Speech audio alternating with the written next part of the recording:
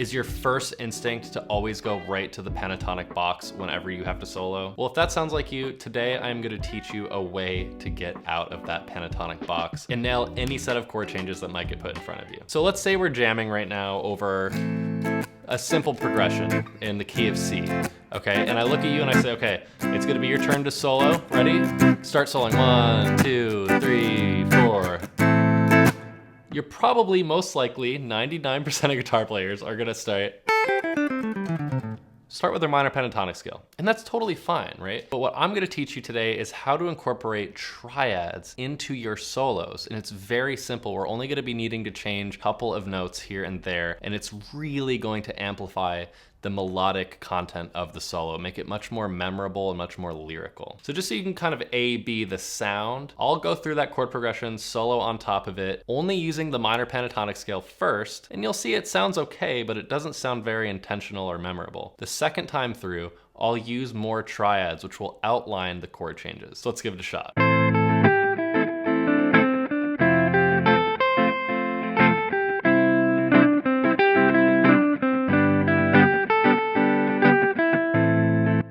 Okay, so minor pentatonic sounds fine, right? But it doesn't have that conviction and that strong melodic sense. Let's go back, try soloing over it again, using some triads as well as pentatonics, and you'll see how much more melodic this is gonna sound.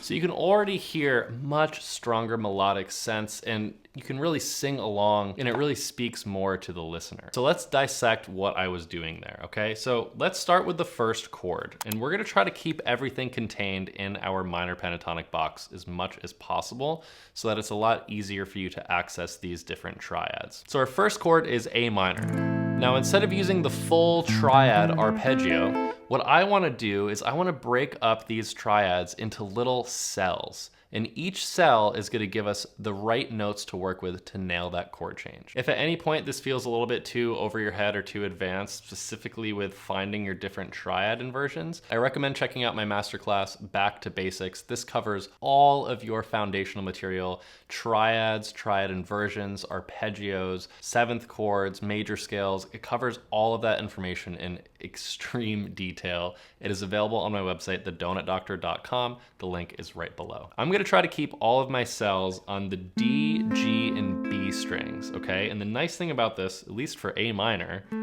is it's right within my A minor pentatonic. Here's my A minor triad. I have 7, 5, 5 on the D, G, and B strings. So over that A minor chord, I'm gonna emphasize those notes. Not saying I can't play any other notes in the pentatonic, but I wanna land and emphasize the notes of the triad.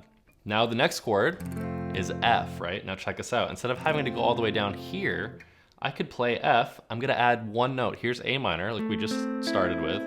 All you have to do is put your middle finger down on the B string 6th fret. One note difference, and now we have our F major triad first inversion. Again, I'm gonna emphasize these 3 notes in this new cell when I'm playing over the F chord. Now the next chord was C in the chord progression, so check us out. I'm gonna go from F, I'm gonna lift up these 2 fingers, and now I have my new C cell. Here I just have a C second inversion triad. So again, I'm gonna emphasize those 3 notes. And then when we go down to G, right? Unfortunately, G won't fit perfectly within our minor pentatonic scale, so we have to shift down to, you can either go here or you could go up to a first inversion triad, whichever you prefer. But taking a look again, right? So for A minor, beautiful, right within our minor pentatonic box. To F, still right within minor pentatonic box. To C, perfectly within. And then G is the one chord that we need to shift down for. Otherwise, everything is within that minor pentatonic box. And again, to review how little we're changing these notes. A minor to F, changing one note, we're adding that. From F to C, we're just taking these two fingers off. And then from C to G, this note is actually staying the same. So we're only changing the top two notes there, right? And the great thing about this, using this little cell idea, is it gives you a really practical view to hone in on the fretboard. Because when someone says, just try using arpeggios in your solos, you go, okay, well, for A minor, I guess I have all that, and then F, and then C, and then G. And then you hear solos that end up sounding like this.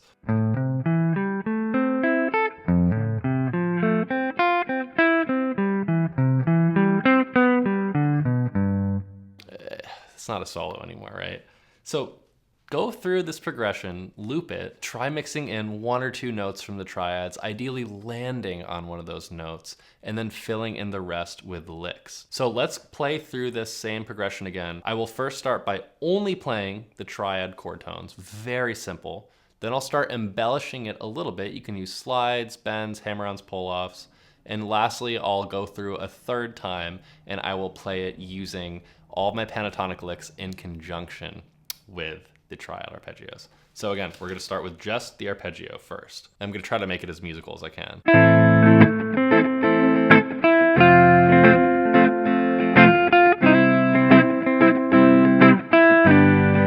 Now add a little bit.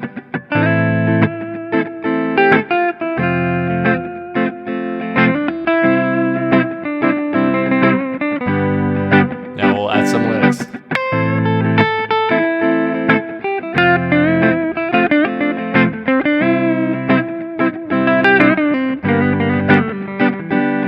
So as you can hear, this is a really simple and effective way to get you out of those pentatonic box traps, right? It's instantly gonna make your solos sound a little bit more professional, more memorable, and more melodic. Now you might be thinking, well, great, dude, like you gave me some other options and it sounds cool, but I'm still stuck in this pentatonic box, right?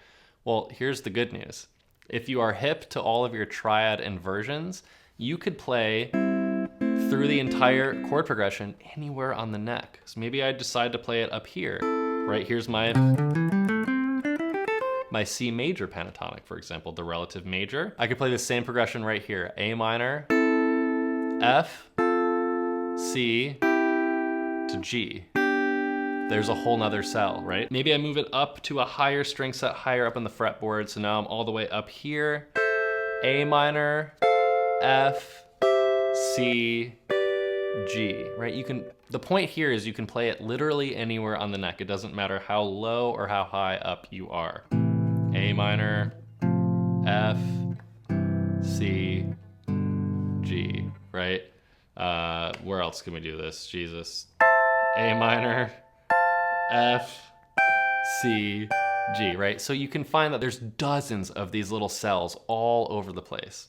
And if you're comfortable with the 5 positions of your minor pentatonic, then, sorry, this is hard to do and play at the same time, then you'll be able to find a cell within each of these positions. So you're literally covering the entirety of the neck, the whole fretboard.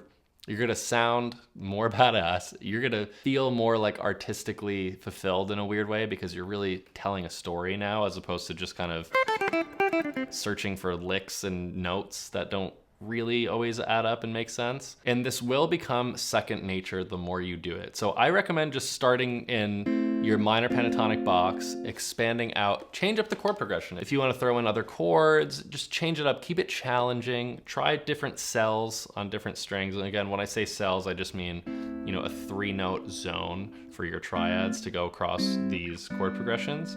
And again, try mixing in your own original licks that you play all the time and just see what happens when you land on a triad cell chord tone, for example.